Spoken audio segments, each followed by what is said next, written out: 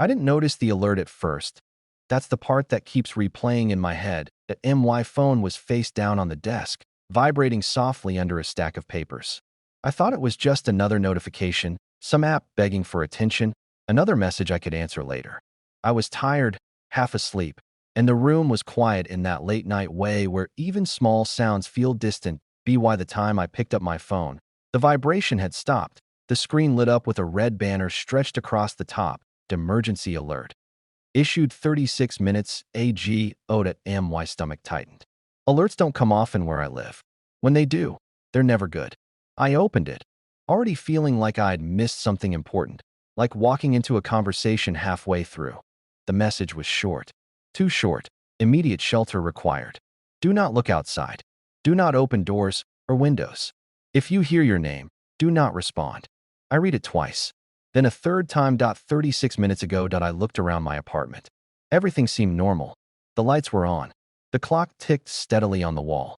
Outside, the streetlights still glowed through the curtains, casting the same familiar orange haze into my living room. That if something was wrong, shouldn't I be able to tell? I laughed quietly, more out of nerves than humor, and set the phone down. Maybe it was a drill. Maybe it was meant for another area and sent by mistake. That happens, right? Then I heard it. A knock. Not loud. Not urgent. Just 3 soft taps against my front door. I froze. The alert's words rushed back into my mind. Do not open doors. I held my breath and listened. The knock came again, slow and patient, like whoever was on the other side knew I was home and wasn't in a hurry. Hello? A voice called. It sounded normal. Friendly, even. A man's voice, calm and familiar in that vague way where you can't place it, but it doesn't feel threatening. Maintenance, the voice said. We need to check something inside your apartment. I swallowed.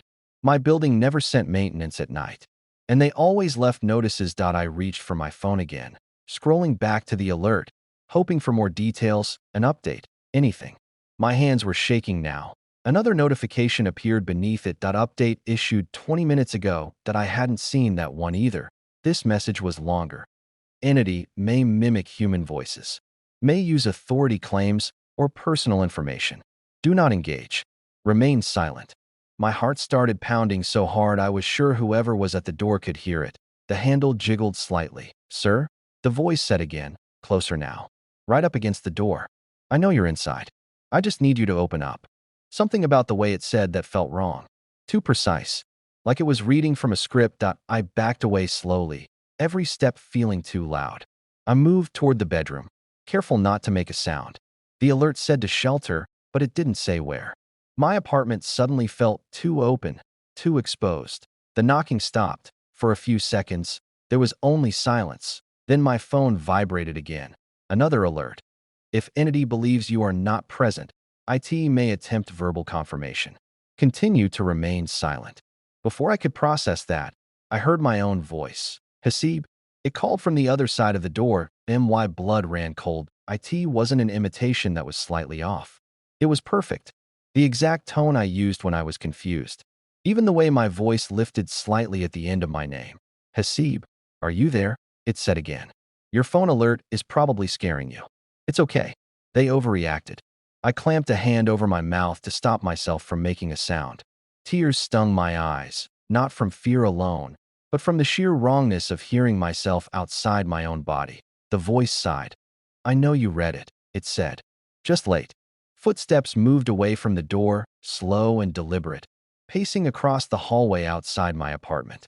I could hear the faint scrape of shoes against concrete. Then came a new sound. Knocking. This time from my window. I remembered the alert's first instruction. Do not look outside. My instincts screamed at me to check, to see what was happening, to confirm this wasn't some elaborate nightmare. My body leaned toward the curtain before my mind caught up and forced me to stop. The knocking at the window turned into scratching, long, dragging motions, like fingernails testing the glass. Hasib, my voice whispered. Right beside the window now. I can see you breathing. I sank to the floor, pressing my back against the wall, every muscle locked in place. I didn't know how long it stayed there. Minutes felt like hours. Hours felt like my entire life narrowing down to that one moment of waiting. Eventually, the scratching stopped. The footsteps faded. Silence returned, heavier than before. Another alert came through just before dawn. All clear. Entity has moved on. If you engaged, report immediately. I stayed where I was until the sun rose, until light filled the room and made it feel real again. I didn't sleep. I didn't move. I just stared at my phone, rereading the timestamps. The first alert, the update. All of it sent while I was sitting right there, unaware. Sometimes I still hear the knocking in my dreams. Sometimes I swear my phone vibrates when it doesn't. And sometimes, late at night, I wonder what would have happened if I'd read the emergency alert on time. Or worse, what would have happened if I'd answered.